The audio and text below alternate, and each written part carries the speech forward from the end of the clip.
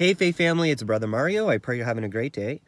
I wanted to once again upload to this YouTube channel that I'm going to start using as a secondary channel. So if you haven't subscribed to the TVC Faith Family channel that this video is uploaded to, make sure that you do so. I'm going to upload more controversial topics on this one, and also just I don't know, random encouragements or inspirational messages that the Lord gives me. So if you're wanting to hear all this, make sure you subscribe here as well. I just wanted to briefly talk about freedom of expression. Now, in Canada, the Charter of Rights and Freedoms, I think it's the second charter, is the right of religious, political, whatever, expression. United States, it's called freedom of speech. And I wanted to talk about how I, as an individual, have witnessed the taking away of many religious, freedom of expression, specifically religious ideas and political ideas, Christian conservative ideas, and how we live in a time now where it's no longer like it used to be. So, first of all, religious freedom of expression, the ability to say whatever we want, no matter how offensive it is, to people, is something that, in fact, I believe that as a society we need to hold dear to. Even if the ideas are offending and hurtful to people. Well, didn't your mama teach you, sticks and stones may break your bones, but words will never hurt you? I think we're growing in a time now in society where people are not having the thick skin that they need to even be able to engage with people from different points of view than themselves. Now, the Bible actually talks about a prophecy in our day that this would occur. It says in Matthew, when Jesus talked about him coming, he talked about the atmosphere of the world and how it would look before he came. And one of the characteristics that Jesus discussed was that he said, many shall be offended. And then he goes on to talk about how many people across the world, because of the offensiveness of the gospel and Christians and the message of Christianity, will be pressuring the world governments to put all Christians through a worldwide persecution in the rise of the Antichrist, because they're so going to hate the message that we share. And it's like that we're seeing that occur.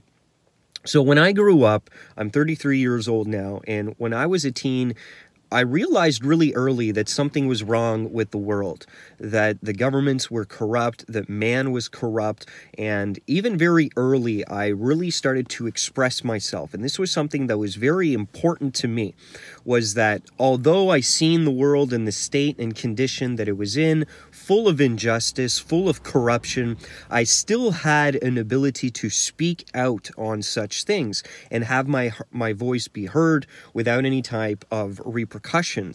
And when social media started, YouTube, Facebook, I jumped onto it to start to express myself and express the things that I seen in the world when it came to politics and religion or whatever else that I felt led to. And this was awesome. When social media first started, for the first time in a long time, I think since the printing press or way back, we, the average day, everyday people, are able to do what I'm doing right now, and that's upload a video and have it be seen worldwide. And this had never been done before. And so we lived in a time recently where it was an amazing thing that freedom of expression with social media had voiced itself globally. And now I believe that that's why the controllers, those who seek to impose a world without freedom, started to attack social media and put regulations on, because social media had started to be a place of freedom of expression. And this is a very dangerous thing for the people who want to control us, because they want to control information, ideas, and speech. And so on social media, we were able to get that out there. And so me, just an everyday, normal little Canadian, was able to go to my computer, upload videos, and 150 million views later, 5 years later, I got a message out to the entire world. And then what happened in 2017 was they started to make things very difficult to get out, especially on certain topics. Topics being critical of certain groups that are protected. You guys know who they are.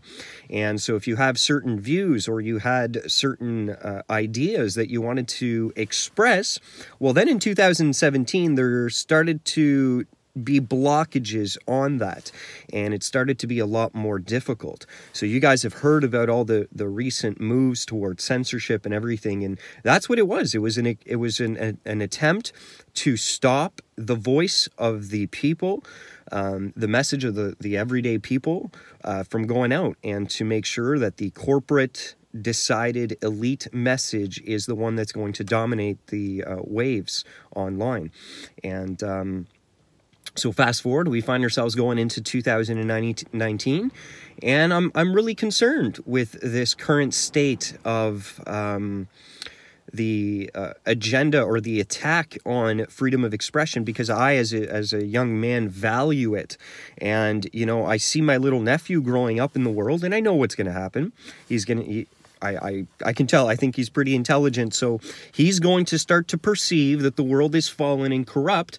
But if things continue in this trend, he's not going to have an ability to even voice it without consequences to him, without consequences of throwing him into jail or charging him hundreds of thousands of dollars for what they now call hate speech. And that's really what it is. They've masqueraded the speech that they find challenging to their ideas as hateful. And now they just throw you into that category, and they're able to, under the disguise of, oh, this is hate speech, it's offensive to people, they can silence that voice. And that's really alarming for the young kids who are not going to be able to use that, because it's very disheartening to live in this world and see the corruption. So at least in what we have as free nations, for the most part up until recently, we've been able to voice that and to get it out. Even though there's injustice in the world, we can speak out about those injustices or the things that we see freely. So I just wanted to share this with you, that I've been a victim of censorship. My main channel, The Vigilant Christian, was at over 150 million views worldwide after 6 years. It was the Article 11 and 13 in the European Union. They categorized me as an extremist, an online extremist, for the views that I have. I mean, I've never, ever, advocated violence. I've never been extreme in that way. But brothers and sisters in the Lord, let us realize that the Bible clearly says that we are going to live in times of censorship. And what we're seeing in the world is, in fact, biblical prophecy coming true. That we're going to see the Antichrist kingdom rise up and call biblical speech offensive. And as they get offended, create laws and legislation in order to shut down that speech, which is the preaching of the gospel, because that's what the enemy hates the most. Okay, so I just wanted to kind of make a quick video, let you know, if you haven't already, free speech is under attack. And it's really Bible prophecy coming true, because, as I said, the Bible said that we will be hated for what we speak, the message that God has given us, the Great Commission, to go out there and preach the gospel and make disciples. Is going to continue to be under attack in this generation. So let's pray that God is going to continue to fight with us so that we can continue to preach, to get the message out, because this has become the enemy of the system that they're building up. So let's keep on voicing the truth as long as we can, especially for the younger generations who are going to need it. All right, so thanks for taking the time. Have a blessed day. Stay vigilant. See you in the next video.